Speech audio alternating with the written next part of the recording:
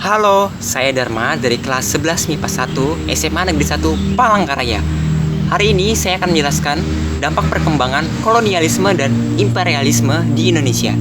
Namun sebelumnya, saya akan sedikit mengulas apa itu kolonialisme dan imperialisme.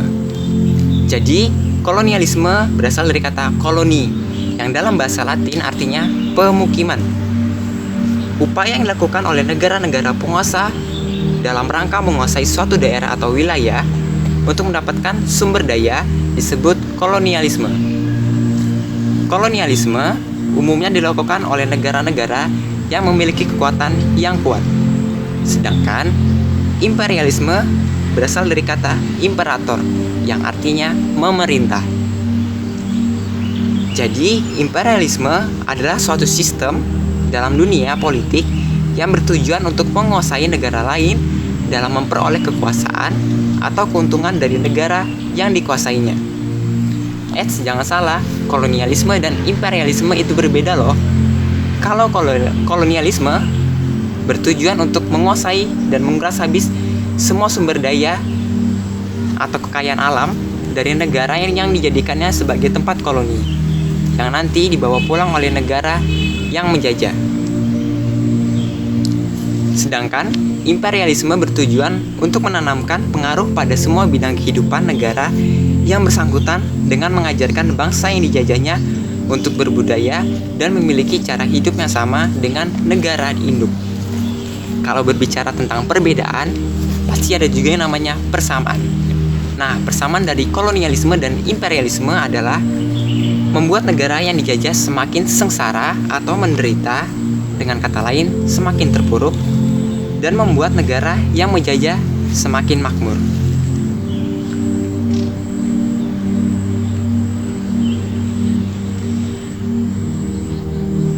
Kolonialisme dan imperialisme yang terjadi di Indonesia membawa banyak dampak yang ditimbulkan, baik dampak dalam bidang politik, bidang ekonomi, maupun di bidang sosial dan budaya. Pada kesempatan kali ini, saya akan lebih khusus membahas di bidang ekonomi. Dampak yang pertama adalah perkebunan di Jawa terus berkembang, tetapi di Sumatera mengalami kesulitan untuk mendapatkan tenaga kerja. Nah, karena kesulitan untuk mendapatkan tenaga kerja inilah yang kemudian dilakukan program transmigrasi. Kemudian dampak kedua yang ditimbulkan adalah eksploitasi ekonomi dan monopoli dagang VOC menyebabkan perdagangan Nusantara mengalami kemunduran di dunia internasional. Di sini peran saudagar dan peran syah bandar digantikan oleh para pejabat dari Belanda. Kemudian yang ketiga adalah Belanda membuka tambang minyak di bumi Tarakan, Kalimantan Timur. Dampak yang keempat adalah Belanda membangun rel kereta api dengan tujuan memperlancar perdagangan. Dampak yang kelima adalah kebijakan tanam paksa sampai sistem ekonomi liberal membuat Indonesia dijadikan sebagai penghasil bahan mentah. Bangsa Belanda tadi sebagai eksportir dan sebagai perantara, yaitu orang timur asing, terutama Tiongkok, adalah sebagai perantara tadi. Kemudian bangsa kita hanya sebagai pengecer. Jadi dapat disimpulkan, kebijakan tanam paksa dan ekonomi liberal yang mereka bentuk membuat rakyat Indonesia dipaksa menjadi penghasil bahan mentah saja. Alhasil, bangsa Indonesia tidak mempunyai jiwa pengusaha.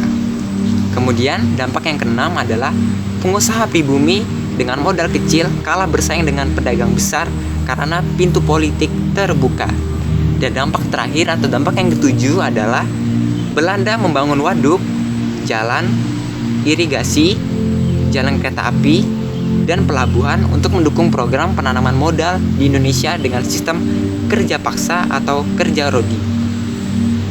Nah, setiap hal pasti punya sisi baik dan sisi buruknya. Begitu pula dengan kolonialisme dan imperialisme. Meskipun lebih banyak dampak negatif, tetapi kolonialisme dan imperialisme punya dampak positif bagi Indonesia.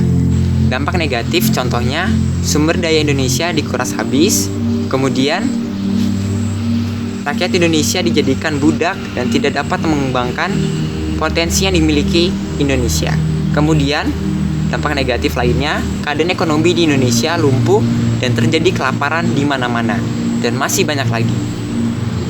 Nah, ini adalah dampak positifnya dari kolonialisme dan imperialisme. Contohnya, Indonesia dapat mengenal uang, rakyat Indonesia dapat menambah pengetahuan mengenai perdagangan internasional, lalu Indonesia dapat mengetahui bagaimana cara bercocok tanam dengan baik dan benar, sehingga dapat menghasilkan rempah-rempah yang lebih berkualitas. Kemudian, dampak positif lainnya, rakyat Indonesia dapat mengetahui bagaimana cara membuat bendungan, benteng, dan dapat membuat bangunan-bangunan lainnya, yang kemudian dapat digunakan hingga sekarang. Dan dampak positif terakhir adalah Indonesia dapat menyadari bahwa rakyatnya mempunyai sumber daya yang sangat berlimpah untuk dikembangkan. Nah, cukup sekian penjelasan dari saya mengenai dampak perkembangan kolonialisme dan imperialisme yang di Indonesia. Jika ada kata atau kesalahan pengucapan, mohon maaf. Dan akhir kata saya ucapkan terima kasih.